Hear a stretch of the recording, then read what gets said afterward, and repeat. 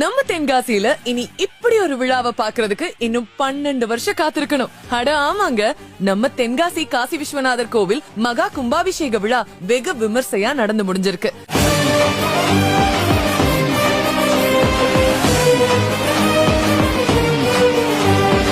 சரியா காலையில 9:20 மணிக்கு சிவாச்சாரியார்கள் வேத மந்திரம் முழங்க உலகம்மன் உடனுரை காசி விஸ்வநாத சுவாமி கோபுரங்கள், விமான கோபுரங்கள், மூலஸ்தான பிரதான மூர்த்திகளுக்கு புனித நீர் ஊற்றப்பட்டு கும்பாபிஷேகம் வெகு விமர்சையா நடந்துச்சு. கும்பாபிஷேகம் நடந்தப்ப ரத வீதிகள்ல அலை கடல் என திரண்டிருந்த பக்தர்கள் எழுப்பிய ஓம் நமச்சிவாய கோஷங்கள் விண்ணை பிளக்கும் அளவுக்கு எதிரொலிச்சது. விழாவின் போது ராஜ கோபுரத்தை சுத்தி கருடன்கள் வலம் வந்ததை பார்த்து மக்கள் எல்லாரும் பக்தி பரவசம் அடைஞ்சிட்டாங்க.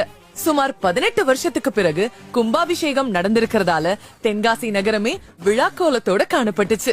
தென்காசி மாவட்டம் மட்டுமில்லாம வெளி